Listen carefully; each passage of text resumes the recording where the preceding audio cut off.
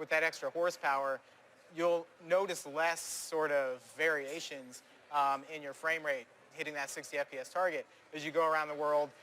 So sometimes when there's less stuff going on, we might have a higher frame rate. Sometimes when there's like craziness going on, we'll ratchet it down a little bit. But overall, I mean, the quality is going up a lot. You know, it would have been easy to say, hey, we've got more power. Let's just take the Xbox One version and crank up the resolution. But actually what we've gone and done is brought over a lot of our stuff from the PC version of the game. Our better atmospherics, so we've got volumetric clouds and lighting now on Xbox One X. We've got draw distances equal to PC Epic settings, higher resolution textures, all sorts of stuff. And it's going to be really awesome. Everybody who owns it on Xbox gets it through the cross-play functionality and backwards compatibility. So if you get an Xbox One X, you have all your save games and all that stuff. You just get that boost of extra quality. So. What did you think of the Xbox One X today? Oh, it's great. I mean, everything from the dev kits, it's so much easier to develop on, all the new features they've added.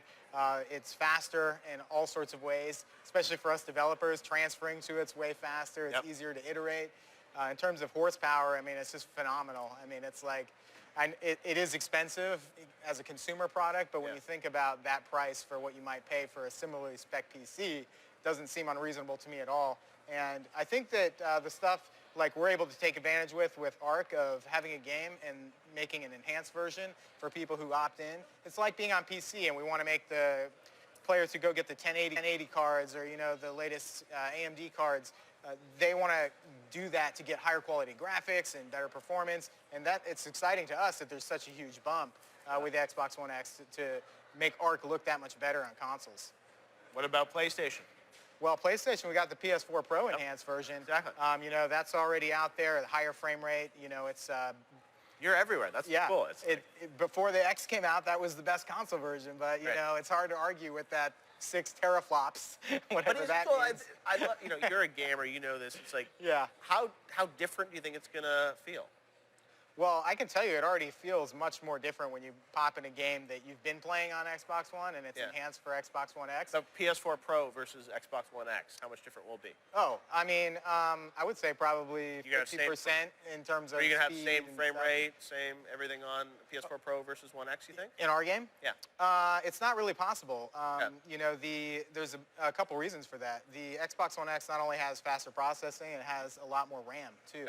So that's why we're able to put in all the extra draw distances, all the extra meshes, high-res game that you've been playing on Xbox One, and it's enhanced for Xbox One X. So PS4 Pro versus Xbox One X, how much different will it be? Oh, I mean, I would say probably 50% in terms of Are you going to have same frame stuff. rate, same everything on PS4 Pro versus One X, you think? In our game? Yeah. It's not really possible.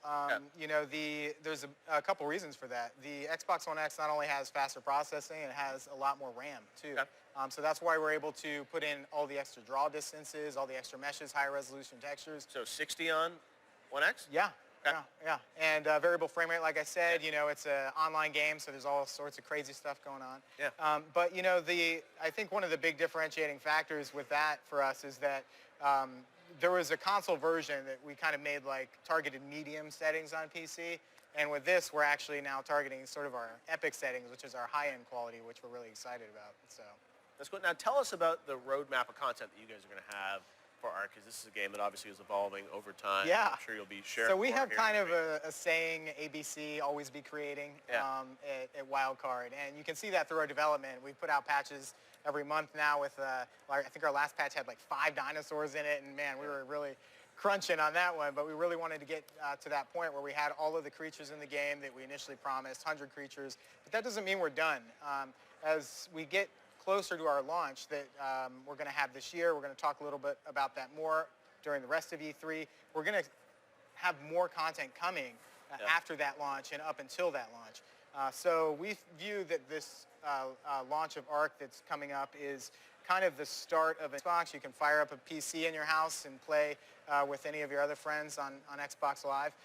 And that's another great thing that we promised to the community, but it's just been taking a while to get there. But now that we've done all this work to get the game running on 2 Xbox consoles, getting it running on 2 Xboxes and Windows 10 framework is all kind of the same chunk of work. So we're really excited to announce that's coming later this year as well.